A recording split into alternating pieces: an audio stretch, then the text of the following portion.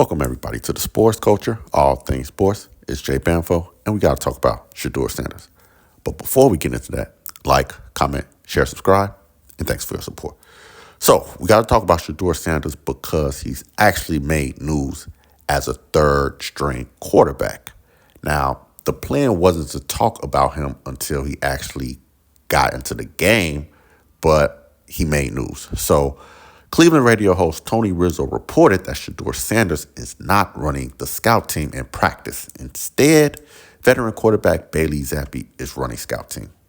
And this made headlines because a lot of people are frustrated that he isn't running the scout team.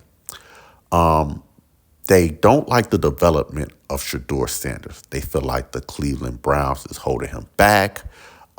They feel like he's not getting the reps in practice, and they just are frustrated. They actually want him traded. They don't want the Browns to deal with him anymore. And I'm really confused because I think people forget that he is a fifth-round quarterback. Now, I get that he was supposed to be a first-round quarterback, but that didn't happen.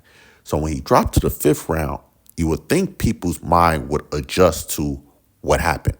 Hey, the NFL, they deem him as a fifth-round quarterback talent.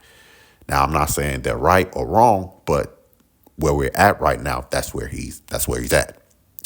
I'm confused because I've never seen somebody get so much attention for what they do in practice. Like, the Sanders last name, I get it. He's Deion's son. He did really well in Colorado. But this whole phenomenon is kind of reminding me of the Tim Tebow phenomenon.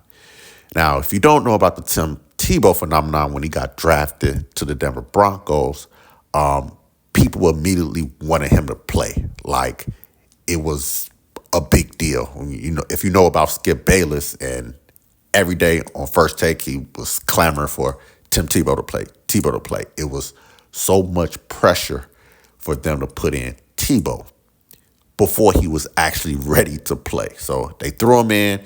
He won a playoff game. Cool. But that didn't last long. He didn't last in the NFL for too long. So it's actually reminding me of Tim Tebow, how they're treating Shedeur Sanders. They don't want him to go through proper development. They just want to see him play. They think he's going to be able to save a franchise. And right now, the Cleveland Browns coaching staff, they don't see that right now. And there's nothing wrong with that. If he needs more development, he needs more development. We aren't there at the practice facility seeing what's going on. Maybe he's just not ready. And that's not a bad thing. You can continue to develop without actually taking practice reps because you have a playbook that you have to study, right? You have reads and commands that you have to learn. So all of this is still going on. The only thing is he's not taking practice rep currently.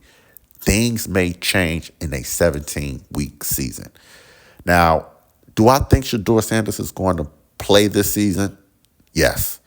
The Cleveland Browns, I don't think they're a good football team.